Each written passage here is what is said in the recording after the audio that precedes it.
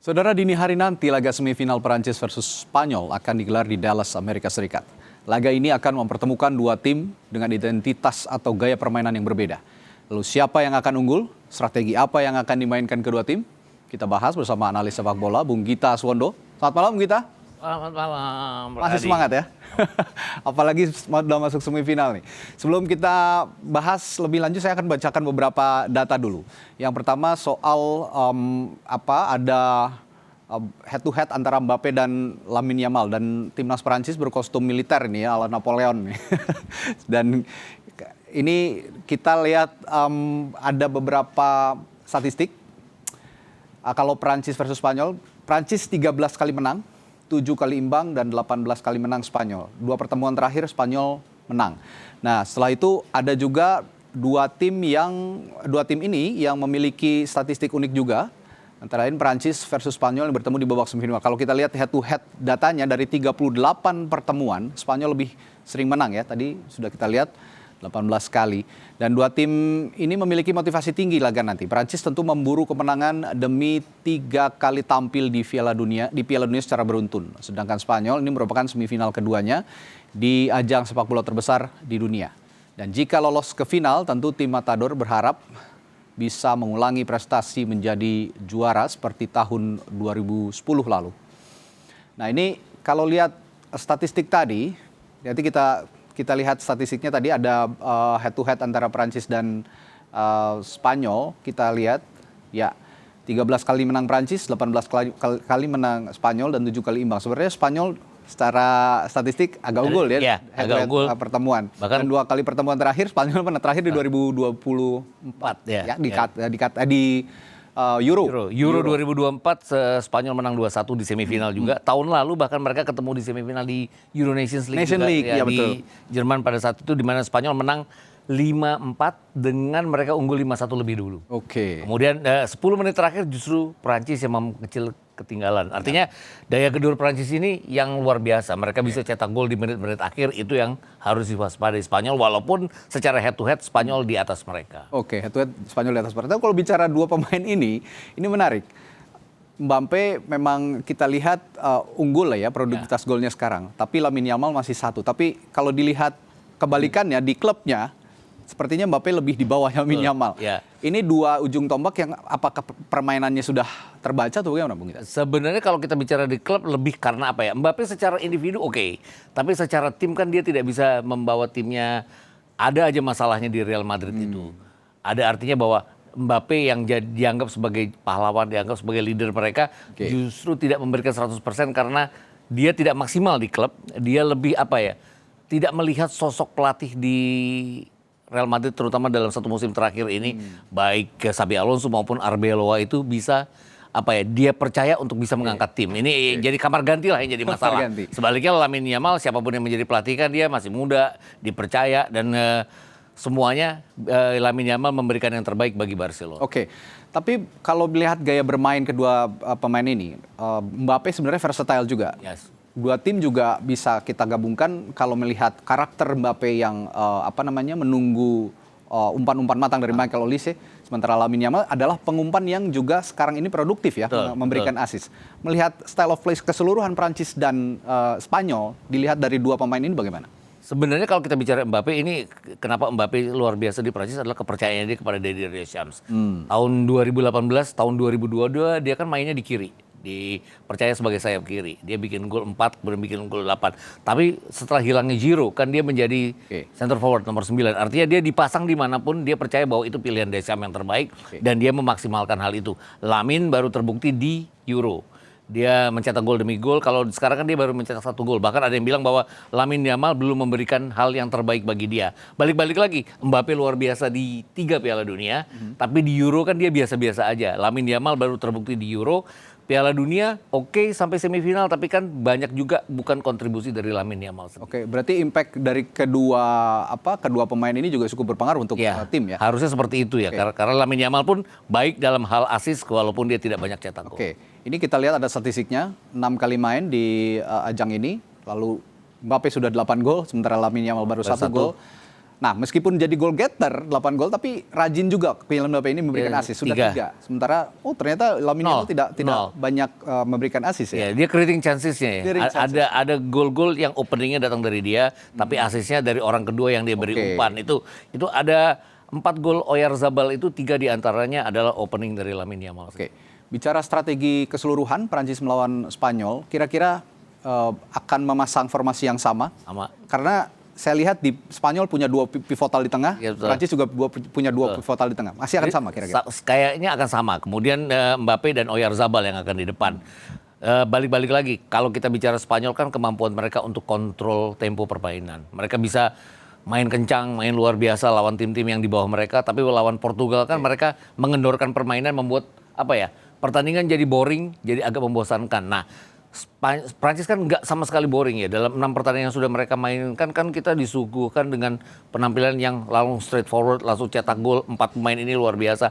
Kalau Spanyol bisa menghentikan mereka untuk lebih bermain slow, untuk bermain lambat, walaupun kita jadinya boring. Betul, itu sangat dibenci Prancis. Iya, sangat dibenci Prancisnya. Ini kenapa Prancis secara head to head selalu kalah. Orang bilang bahwa Spanyol itu kryptonite-nya Prancis. Kenapa? Karena ya dia membawa permainan agak lebih lambat. Tapi kan buat penonton nggak enak ya, penonton lambat. Dengan gaya Prancis yang selalu cepat, kalau dibikin lambat kan kemarin Portugal lah contohnya, ya, dibikin lambat oleh Spanyol ya mereka termakan oleh strategi Tapi Spanyol. Ada satu permainan Prancis yang juga dibawa praktik bermain lambat. Maroko lawan Prancis kemarin kan lambat juga, ya, tapi akhirnya juga bisa memecah kebuntuan. Ya, kira-kira rasa-rasanya itu Maroko terlalu respect ya. karena nggak seperti biasa. Ayub Boadi yang luar biasa di 5 pertandingan nggak terlihat sama sekali. Kemudian kan mereka jelas kehilangan Ismail Saibari. Mau nggak mau Brahim Diaz ditaruh di depan, kemudian pilihannya juga Rahimi tidak dimainkan sejak awal. Itu saya pikir juga ada sedikit kesalahan strategi. Bahkan kalau Mbappe bagus penaltinya kan mereka akan langsung unggul. Tapi secara keseluruhan tidak ada peluang berarti bagi Maroko yang membuat terlihat Maroko seperti mengendorkan tekanan dan terlihat terlalu respect pada Prancis. Ya. Spanyol ini kan dikenal dengan tiki-taka Bung Gita. Lalu Perancis dikenal dengan pemain yang gaspol gitu, yang langsung menusuk ke pertahanan lawan. Kira-kira ya tadi boringnya permainan tiki-taka melawan gaspolnya Perancis ini akan seperti apa jalan pertandingan kira-kira? Saya pikir pertandingan akan diambil inisiatifnya oleh Perancis harusnya ya. Jadi possession ball tetap akan balik lagi. Yang harus diwaspadai Perancis adalah counter attack-nya Spanyol, karena bawa pertandingan ke sedikit lambat kemudian counter cepat itu kan gaya khas Spanyol juga. Dan waktu lawan Senegal lah contohnya. Prancis itu sering berapa kali dari sisi sayap, 2 back sayap mereka terlambat ke belakang sehingga Senegal masuk. Hanya saja Senegal Sadio Mane tidak dalam kondisi terbaiknya. Ismail Sarr belum saat itu sehingga mereka nggak bisa bikin gol. Babak pertama 0-0 kemudian dihukum oleh Prancis babak kedua. Nggak yakin bahwa Spanyol akan melewatkan peluang kalau mereka bisa bikin gol. Tadi lihat pertemuan kemarin, pertemuan terakhir mereka kan 2-0 terlebih dahulu. Kemudian jadi 4-0, jadi 4-1, jadi 5-1, jadi 5-4. Olimpiade bahkan dengan beberapa pemain juga main, sempat 3-1 untuk ke Spanyol, 3-3, kemudian jadi 5-3 juga untuk keunggulan Spanyol. Oke, tapi kalau kita lihat komposisi pemain sebenarnya yang punya kontribusi besar tidak hanya Mbappe dan Yamal. Ya. Ada kita sajikan nanti ada 4 pemain kunci dari Prancis sebenarnya yang cukup memberikan kontribusi besar bagi timnya. Ada Michael Olise yang saat ini bermain di Bayern Munchen. Ousmane Dembele, pemain Paris Saint-Germain. Lalu Kylian Mbappe dari Madrid dan Desiree Doué lagi-lagi dari Paris Saint-Germain. Lihat pemain ini, Anda sepakat bahwa ini yang punya kunci keberhasilan attack-nya Prancis? Sangat. Ya. Artinya 4 pemain ini dengan kontribusi gol dan asisnya yang sangat baik sekali, ini nggak tergantikan. Bahkan kalau dibilang bahwa Brazil itu berantakan, tapi sekarang Brazilnya ya itu Perancis. Artinya kenapa? Karena mereka bermain seperti Brazil tahun 2002 ya, punya 3R di depan, punya Ronaldo juga di depan, dan kontribusinya bahkan kalau kita lihat Koundé dan juga bek kiri mereka Lucas Digne juga sangat membantu serangan. Jadi bahkan gelandang bertahan mereka seperti tidak terlihat, walaupun harus diakui bahwa Rabiot dan Tchouaméni dan Kone juga bermain cukup baik ya artinya. Oke, itu dari Prancis. Sementara nanti dari Spanyol ada 4 pemain kunci juga yang punya kontribusi besar memberikan kemenangan untuk Spanyol. Ada Mikel Merino, Rodri, Lamine Yamal dan Mikel Oyarzabal. Mikel Merino ini unik. Saya spesifik dulu untuk Mikel Merino. Dia tidak pernah menjadi starter selama Piala Dunia ini, tapi selalu menjadi penyelamat tim di menit-menit akhir. Bagaimana melihat sosok Mikel Merino? Dia sudah main 26 menit dan bikin 2 gol. Jadi rata-rata 13 menit dia bikin 1 gol. Itu yang terbaik dari seluruh pemain yang ada. Betul. Karena kalau kita bicara Mbappe dengan 8 gol, Messi 8 gol, tapi jumlah menit kan panjang. Artinya, tapi balik lagi pertanyaan, apakah dia akan bagus pada saat dia mainkan sebagai starter? Atau tidak, atau main babak kedua? Artinya dia kan benar-benar pada saat lawan sudah lemah, dia datang dan dia menghukum. Kemarin kan dan dia cepat menanggapi kesalahan penjaga gawang. Kemudian Portugal juga kan bagaimana lini belakang Portugal juga kosong, ini dia manfaatkan. Tapi sebenarnya kunci permainan ada pada Rodri. Rodri kan yang selalu ambil bola terus. Inisiatif serangan juga. Ball winnernya itu datang dari Rodri untuk kemudian diberikan. Oyarzabal juga luar biasa. Juara runner up Olimpiade, juara Euro kan kemarin dia yang menentukan kemenangan.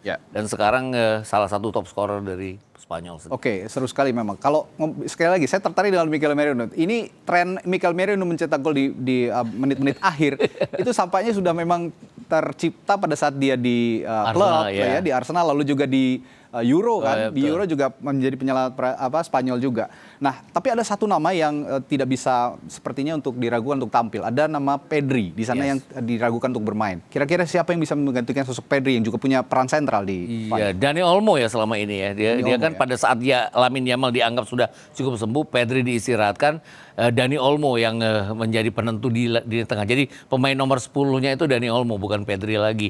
Sejauh ini oke, tapi Dani Olmo kan tidak punya kemampuan untuk bermain selama 90 menit. Ini kenapa dia menit 70 biasanya diganti. Pedri lah yang biasanya masuk.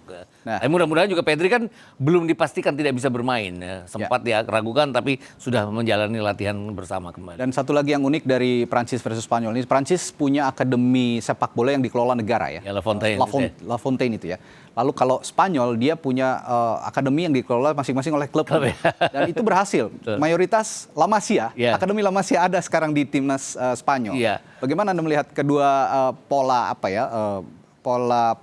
kepelatihan terhadap para pemain yang menjadi bintang saat ini di kedua negara? Kalau La Masia maupun Akademi Real Madrid kan sudah lama ya, sejak tahun 70-an, 80-an dan mereka terus berkembang. Jadi nggak heran kalau mereka menghasilkan pemain-pemain. Tapi balik lagi Prancis kan sangat mengejutkan di tahun 80-an ada Jean-Pierre Papin, ada Cantona, terus sempat kayak berhenti, terus tahun 90-an muncullah pemain-pemain seperti Zidane dan yang lain-lain. Itu kan datangnya bukan dari klub-klub ternama ya, dari Bordeaux, kemudian baru dibesarkan oleh klub-klub besar. Jadi saya pikir mereka disatukan oleh La Fontaine pada saat mereka sudah jadi. Ini yang bukan hasil La Fontaine, tapi dari hasil klub-klub kecil yang menjadi satu yang membuat Perancis bisa seperti sekarang. Ya, singkat saja terakhir siapa yang akan unggul kira-kira nanti? Rasa-rasanya sih masih Spanyol ya. Rasa-rasanya mereka punya Spanyol. Mikel Merino, karena Mikel Merino sudah mempensiunkan Toni Kroos, sudah mempensiunkan Cristiano Ronaldo, kemarin KDB ke Kevin De Bruyne, dan bukan tidak mungkin sekarang Didier Deschamps yang dipensiunkan.